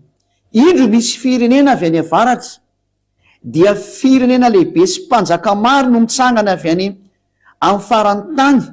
Io le izy io. Tsy pika sy lefina no entiny, loza be sy tsy mamindra fo izy, ary ny feony de mirondrona toy ny ranomasina, sady mitaingitra ovaly izy, ary voamana tahaka ny lehilahy ho ao amin'ny ady hamely ianao ry babilôna zanakavavy. Ny babilôna ny taranaka ratsy fana rehetrarehetra zao, ny ratsy saina rehetra am'ty tany ty, babilôna mpanao ratsy. Miomany ianao avy any amin'ny farany avaratra, tena matsiravina be ry zareo, tsy mamindra fo izy, ny feony zareo de ohatra ny ranomasina mihitsy izy rehefa mandeha, noho ny amaroany dikan'izany. Zany sary rehetrarehetra zany zany atsiketra zay miainy de tena manambara ny loza miatra am'ty tany ty, fa avy any amin'ny farany avaratra ny loza amelin'ny tany. Ambarana antsika ny teny aza de hoentinao misaina fa ilay Andriamanitra ny teny hoe ambeny tahaka ny fiambina ondry ny Israelina, de nanao an'izay asa zay tokoa ny Amerikanina, ny Frantsay, ny Anglisy, ny Alemaina sy ny maro samihafa, niaro ny Israeliana tsy ho vonoin'ny Iran teo. Zay Andriamanitra nanome baiko ary tsy azo nitoerina zay mihitsiny a, ary namerina ny Israeliana ny tany koa reo olona reo, de ny Amerikanina sy reo tanina reo nazo baiko mamerina anazy eo amin'ny taniny, de tsy misy afaka namaly mihitsy na ny kely azy. De zay Andriamanitra zay ndre no miteny ankehitriny hoe Rosia no amelanareo amin'ny andro farany. Zay Andriamanitra zay no miteny an'izay ndray. Ao ary tsika maky an'izay teny ndray a, aiza moa misy an'izay teny zay zany ho vakitsika ndreny izy a, ao amin'ny bokyny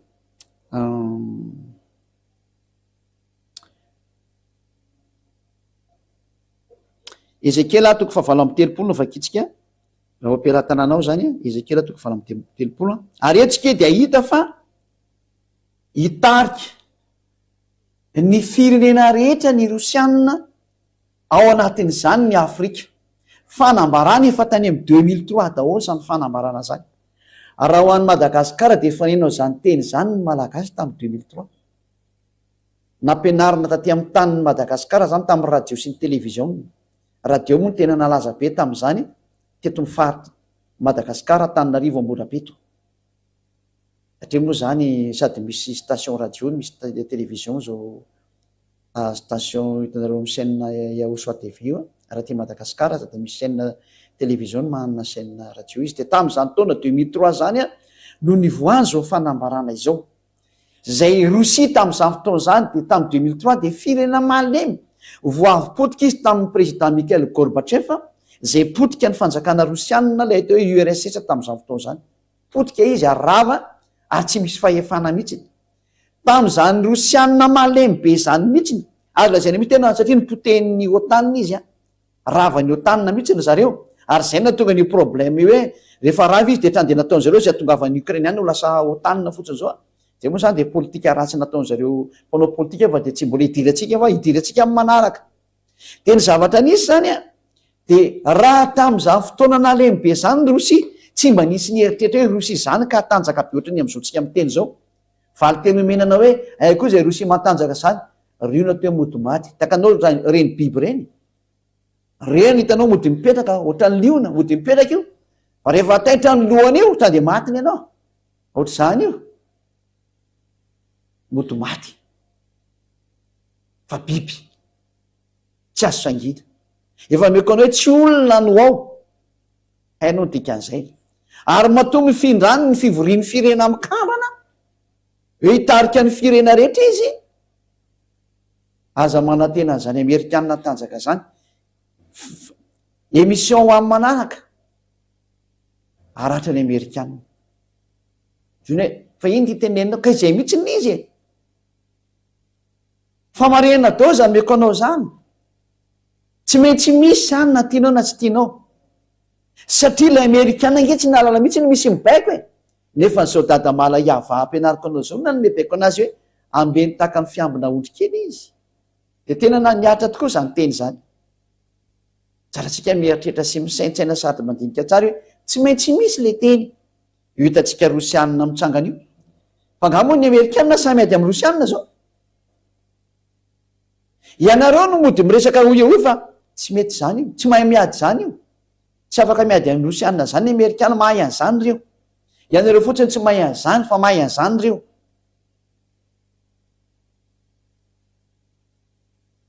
Iny hoe raha ny teny Ezekela 38 a, no andininy voalohany a, amarana antsika anazy a. Ezekela 38 dia samy mandinika tsara zay nampianariko anao teo na hoe zavatra tsy honoana koa zany fa zavatra réel rahantsika mahita mihitsy ny sara eny tadidinareo ny teniko fa raha misy ny zahatra farany fetsindrindry to amin'ity tany ity ny fanjakana fetsindrindreto dia ny fanjakana rosianina, ny matanjaka indrindreto dia ny rosianina, fa io ny tena fetsindrindra tsisy maharaka ny ataony mihitsy nareo zay le arao foana ny zatra ampianariketo hitanareo ny fataterany teny am'izay io efa mandeha io izy io. Ezekela 7:30 enondray ny tenin'Andriamanitra zay nandeha afantaranao ny fahamarinana hoe za hoe mbola azonao eritretina ntsony hoe matanjaky ny israeliana ny amerikanina sy ny frantsay sy ny anglisy mahasamihafa ny otanina zany mimalemy sady didy koa zany tsy afaka mihetsika ntsony nareo didy mandeha zany avy eny amin'ny tompony teny miamalemy daholo ny rehetrarehetra satria tsy mety hanao ny ataony le biby na terana tsy tia lalàna avy eny am'le naharany lanitra sy ny tany zany tsy mety tsy tanteraka ny teniny zay na te hoe dada Yavasy Ahosoa zanany naniraka an'ilay zandra ny Ahosoa lay zanaky ny dada Yava zay ady azy hitany masonareo. Ezekela 38 manomboka amin'ny 1 jusqu'à hatrany amin'ny 7 dia vele toy hatrany manomboka amin'ny 15 jusqu'à hatrany amin'ny 16 ary zay ny amarana antsika ny teny. Ezekela 37 1 jusqu'à hatramin'ny 7 ary tonga tamiko ny teny ny havanana hoe ry zanak'olona manatry fiany goga avy any amin'ny tany magoga zay mpanjaka ny Rosia sy Meseka ary Tobala ary naniny amelezana azy io la terme eo Rosia fa tonga ary le goga dia fiantsonany ny tany Rosia ny andrinan'ny Rosianina tamin'ny fotoana taloha zay ary magoga mpanjaka ny Rosia sy Meseka ary Tobala zany magoga zany dia anisan'ny razam-be tany alohaben'ny Rosianina zany mbola ampianarina atsika rehefa mampianatra ny momba ny am'izany resaka zany tazavaina atsika daholo zany fa aleloha aranantsika fotsiny izy ka ataovy hoe izao ny lazay ny ava tompony maro indro amelanao ary goga mpanjaka ny Rosia tena mpanjaka ny Rosia mihitsiny sy Meseka mosoka moa dikan'izany na Moscou ary Tobala moa dia zareo miaraka aminy eo. 14 hitarika anao ka nisy masomby ny valany ranonao matoy izy zany asiana masomby dia taritina ny valany ranony tsy mety mivoaka izy nydika zay tsy mety miady izy zay ny lazako aminy hoe zany Rosia zany ny fetsindrindra ny antony olazakanareo ny antony fa izao ny antony mahatonga tsy mety miady satria raha vao miady eo izy dia potika tsy ny amerikanina ny apotika anazy fa tapitra ny androny zay menanao vahoana raha vao izy no mitsangana miady eo dia tapitra ny androny dia mody mitarazorazo izy fa raha ny fitaovam-piadiana zany Rosianina zany lehibe ny extraterrestre ao ambony ao no miaraka aminy ary zany ny teknôlôjia faratampony raha tsy hainareo marina ve zany zany makany dia hitanao le izy saingy anao kosa mety tsy tafavirina raha hitanao zany mamaty any ianao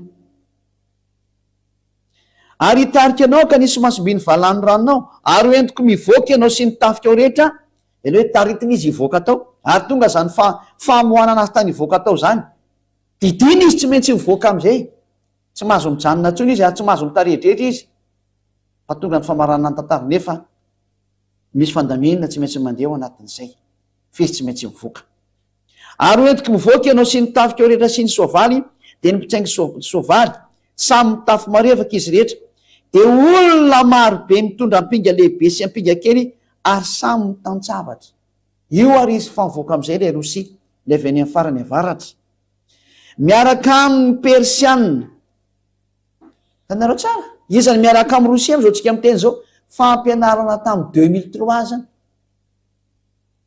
izany miaraka aminy am'izao tsika amin'ny teny zao raha tsy ny iranianina satria ny iranianina moa ny atao hoe Persianina hitantsika tsara ny fiarahan'ny Rosia sy ny iranianina iza moa no miaro ny iranianina am'izao tsika amin'ny teny zao hoe ny Rosia no nitsangana hoe raha misy mikitikitika iranianina dia eo zay eo kaikeo hiaro anazy tahaka ny amerikana amiteny raha vao misy mikitiky israeliana de eo zay mitsangana miaro anazy mazava zany fa ifandonana de superpuissance tsy afaka ady amy Russie zany ianao ry amerikana zay avo iteny hoe impossible aminao ny anao an'zany satria ianao mihitsy ingely lasa niarony israelianiny baiko ny Andriamanitra iava ino nataonao tsy afa-manoatra anao fa izy ny tompony teny izy ny tompony fahefana tompony hery tsisy afaka manohitra azy de izy ihany koa no miteny hoe tsy maintsy ho avy Russie hipetraka amin'ny toerana nametrahana azy satria tsy maintsy amelony israeliana izy voalahatra amelony israeliana izy tsy maintsy miary anao dikan'izay tsy maintsy andady eonatreny famarinana rehetrarehetra ny famarinana zay raha avy amin'io dada iava io tsy maintsy tanterahana tsy maintsy tanteraka ny teniny miaraka amin'ny ary ny iranianina zay atao hoe persianina ny etiopianina hitantsika ny fiarahan'ny sinoa sy ny etiopianina ary hitantsika ny fiarahan'ny etiopianina amin'ny rosianina ao ambadika eo fa mivantana le izy amikitriny miteny zao raha hitantsika ny fiarahan'ny afrikanina rehetra miaraka amin'nmiaraka amin'ny rosianina tany amin'ny taona 2003 daholo ny tenenina zany hoe miekary ianao ry afrika hiakatra zany afrika zany ary nanomboka tamin'ny fiakarana izy moa ny fiakaran'ny Barack Obama tao amin'ny fitondrana no ny voany teny hoe miakary ianao ry afrika ary mbola iteny zay ady amzo tsika miteny zao hoe asa gaga raisongadina Afrique du Sud aoriana kely fotoana fotsy izy ny andrasanareo ary azagaga ny mahita ny afrikanina miazakazaka manatona ny Rosia satria baikon'Andriamanitra ny ala izy efa tany amin'ny 2003 daholo no tenenina zany miaraka amin'ny etiopianina miaraka amin'ny libianina anao ny etiopianina sy ny libianina efa nisy atao hoe goavana mihitsy ny eo amin'ny fatiny Afrika ao zao tsika miteny zao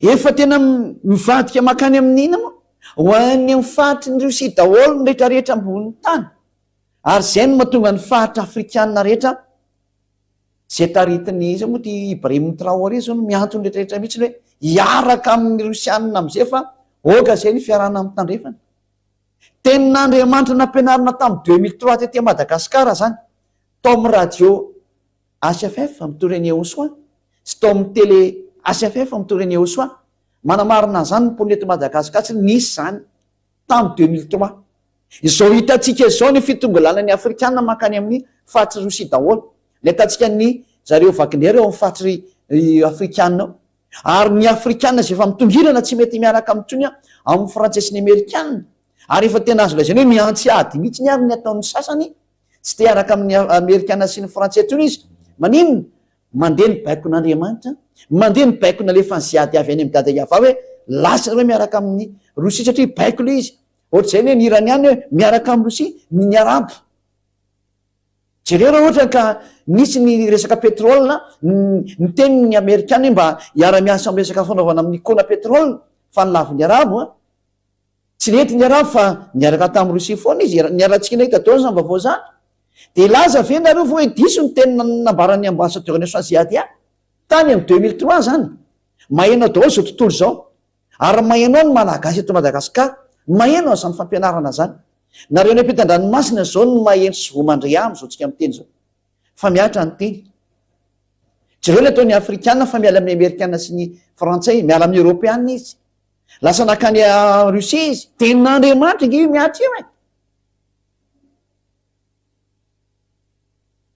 tenin'Andriamanitra le miatra inona zany no avalinareo inona zany no avalinareo fa tenin'Andriamanitra miatra io io ny ame ny afrikanina tsy mety miaraka amin'ny amerikanina sy ny frantsay tsony tena tsy pahany zareo mihitsy le izy mbola maro ve nareo tsisy tanteraka le teny de tahaka an'izao fatanterahany teny zao ny ilazako aminao hoe de tsy maintsy ho avy ny fatanterahany teny hiakatra Rosia izy efa miakatra io tsy hijanona ntsony ary tsy afaka mijanona intsony izy ary tsy mahazo mijanona intsony izy mandra-patanteraka ny teny rehetrarehetra tsy misy memady amin'izany nareo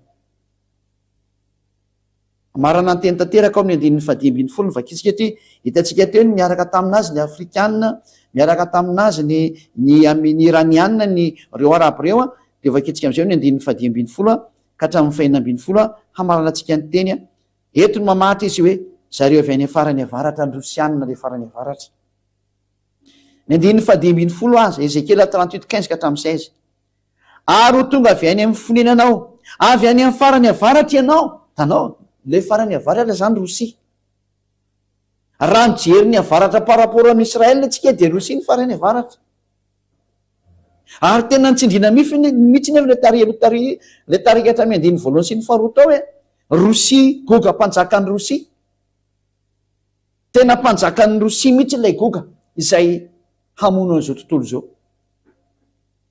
Miomany ianao ry Amerikana fa tsy maintsy milefitra eo anatrehany. Miomany ianao ry Frantsay fa tsy maintsy milefitra eo anatrehany. Ary tsy sinoa zany no afaka hibaiko ny Rosiana. Ny Rosiana raha no mibaiko ny sinoa. Raha mba fantatrinareo ny zava-doza ao anatin'ny firenena anankiray dia tsy namaly nareo. Saingy nareo tsy mahalala ny zava-doza ao, fa ireo filopianareo mahay any histoire ihany ny sasany. Fa le hoe voninahitra sy le hoe rehare dia tsy sahy manao ninina dia mody mizezizy fa tsy misy miady aminy. Tsy misy miady amin'ireo zany. Marina zany teny zany. Ho tonga avy any amin'ny fonenanao, avy any amin'ny farany avaratra ianao, mba amin'ny firenena maro miaraka aminao. Fa firenena maro reny miaraka amin'ny Rosia. Aza mieritreritra reo fa tsy maro miaraka aminy.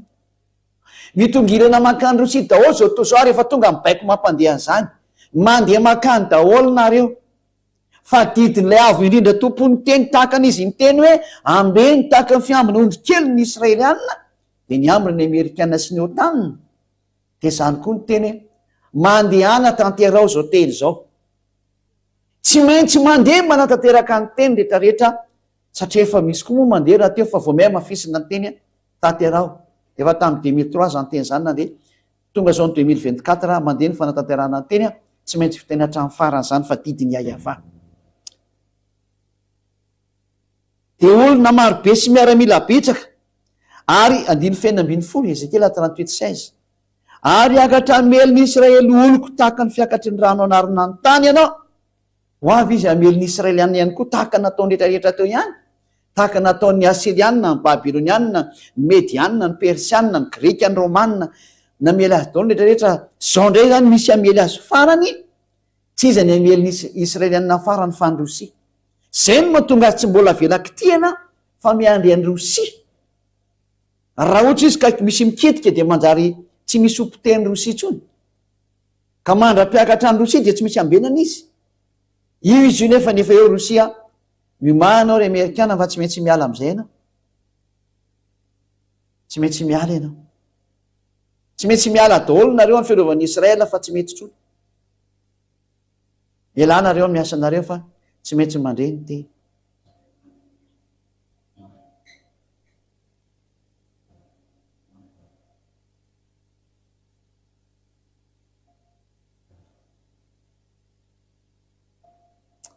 Toizatsika vakitsika teny hiakatra ameliny Israely oloko tahaka ny fiakatry ny rano anarina ny tany ianao. Tsy maintsy ho avy zany ny famelezany zareo indray ny Israely ihany. Ohatra n'ilay sary teo ihany. Ary rehefa miseho zany sary zany izy manomboka manangona ny tany rehetrarehetra, mampiseho amin'ny mahabiby anazy izy, tsy te hafantatra an'izay rehetra mikitikitika anazy izy, fa tena ompiteny dao zay manamelingela anazy, dia ny farany hameliny Israeliana amin'izay zay ny farany. Roviana hono no tonga zany dia mamaly amin'izay ny teny Andriamanitra ao ny farany hoe any amparany no tonga zany. Rehefa tonga ny farany zao efa iainantsika zao nefa ny farany tsy maintsy miala Israel tsy maintsy miala ny Amerikana na tena na tsy tiana dia zao ny voalazany. Ary hoentiko ameliny taniko ianao mba hafantaran'ny firena rehetra rehefa miseho masina io natrehany aho ny amin'ny ataoko aminao ry Goga. Io Andriamanitra iava eo amin'izay amin'ny alan'ny Jehosoa zanany zay mpanatanteraka ny teny, io ny amely ianao ry Goga. Melo lalana an'izany Jehosoa zany ny zandriny ziady azy hitanareo maso. Tapitra ny fampianarana androany ny filazana aminao fa tena tsy afaka miady amin'io Rosia io zany ianao. Goga mpanjaka ny Rosia. Tsy afaka miady amin'io zany nareo. Ny fahendrena aleo miala toy izay potika. Fa tsy mahataitra andreo manapotika anareo olombelona. Tsy taitra amin'izany reo. Tsy reo vao ny anapoteny an'ny Ukrainiana izay rahalahiny. Ary azo lazaina misy hoe dadabeny ary ukrainianareo de dadabeny raha firazahana zany resahana de tahaka ny dadabeny fa vonoany ataony fainy mihitsy tsisy andra mihitsy izy tsy mba misy mieritreritra hoe mba fianakaviana ray any anketsiika tsy tokony famono tsy miraharahan' zany izy tsy miraharahan' zany mihitsy izy ny endry mahita ny lozaka mery de dala mandrosoka vo enganika iain'ny teny hatrany farany anao ary ao le fampianarany eo soa ary ao daolo ny zahatra ho atoronao eto fa efa tonga ny farany ary efa hifarana le farany isomratsy tananao sisa fa efa tonga ny farany efa be zay ny lasa efa kely sy ndrem-pelatananao efa hiditra ntsehatra lay biby fotoana foy sisa tena taona foy kely amin'ny ratsan-tanana sisa nisaina de hiditra izy tsy azo sakanana tso ny teny mirary soanao zay ady aho tonga saina hijeryn'ny fahamarinana marina anao fa tsy hijeriny zavatra hitany sainao fa le zava-marina nampianarina anao no jirianao am'izay hoe moa va misy me miady amin'io andriamanitra io zay na tonga fampianarany zay ady ara ohatra anao nijery hoe tsy misy andriamanitra me miady amin'io zany ary tsy misy olombelona zavaboary me miady amin'io zany iavano anarany le andriamanitra ray malalako iaiavana ary ny zanany le malalany de iahosoa ary lay ny rany tonga ety aminareo ety de ziady aha mirary sonareo tainao soa tonga saina izy mandria ary tena mijereva ny lalana ovony famonjena ny lalanao avotiny fanahinao efa afaka sika misaotra dada maray avao misaotra noho ny amin'ny asoavanao sy ny hatsaranao nomenao zao teny mahafinahitra mitondra famonjena mampafantatra ny herinao an'ny olona rehetrarehetra ampafantarinao azy marina ny mombanao hoe iza ianao le andriamanitra Abrahama sy Isaka sy Yakoba tamin'ny fotoana tany aloha tany ary ianao andriamanitra ny amin'ny lanitra andriamanitra Yahosoa ianao andriamanitra ansiady aha ianao tonga ny fotoana ampafantarana ny fahamarinana amin'ny olombelona rehetrarehetra ary tonga ny fotoana ampisihona ny heriny lanitra rehetra hamerenana ny voninahitra ao mba tanteraka ny tenao hoe ny voninahitro tsy omeko ny ahy ary ny anarako tsy azo lotony iavano anaranao iavano lay miteny ka tsisy masakana milaza tsisy matohitra iavano anaranao iavano taio zao teny zao ary zay mandre ady de hitondra soa azy ny teny famerenana azy hitodika ho any amin'ny marina ho famonjena ny fanahy dada iava-malalo voninahitra nao mandrakizay taio zany teny rehetra zany mba tena hitondra sosy fahasoavana ho an'izay miaina famonjena ho an'ny fanahy tany ho anao ny voninahitra mandrakizay amin'ny anaranao Yahosoa nanaovana zany vavaka rehetra zany halleloia amen de zay no amarana antsika ny teny tamin'ity anio tia maraso antsika etra samy teny soa ho amin'ny fitohizan'ny fiarantsika indray amin'ny fanarana manokana amin'ny manaraka filomatolo ary